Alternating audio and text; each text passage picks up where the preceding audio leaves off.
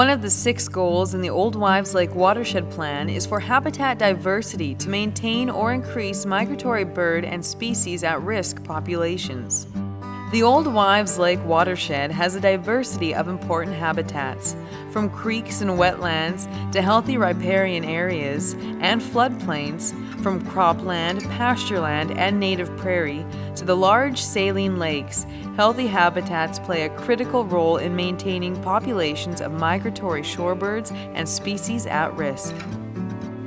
Old Wives Lake has been designated an important bird area, a federal migratory bird sanctuary, and a key site in the Western Hemisphere Shorebird Reserve Network. Old Wives Lake, Chaplin Lake, and Reed Lake are on the flyway used by many migratory shorebirds. The lakes are very shallow, with water levels dependent on the amount of rainfall and spring runoff generated throughout the watershed.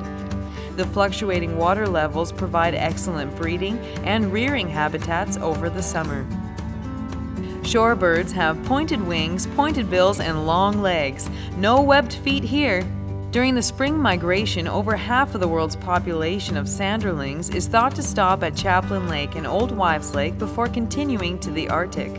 The American avocet is one of the larger shorebirds found on Old Wives Lake during the summer. Its bright, rusty orange neck and head are easily spotted bobbing for insects and brine shrimp.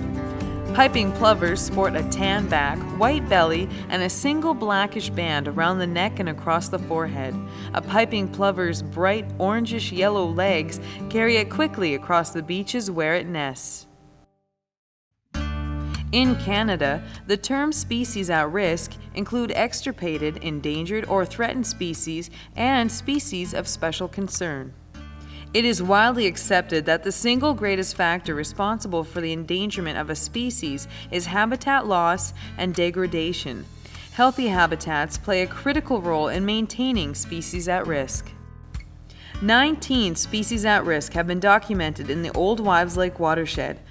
Some of the more commonly known ones include burrowing owls make their homes in old mammal burrows over the summer. Loggerhead shrikes are also known as the butcher bird, as they hang insects, snakes, and mice on thorny bushes or barbed wire fences. Northern leopard frogs get their names from the brown or green dark spots surrounded by lighter borders on their backs and sides. Monarch butterflies are a species of concern. They rely primarily on milkweed and secondly on wildflowers for survival.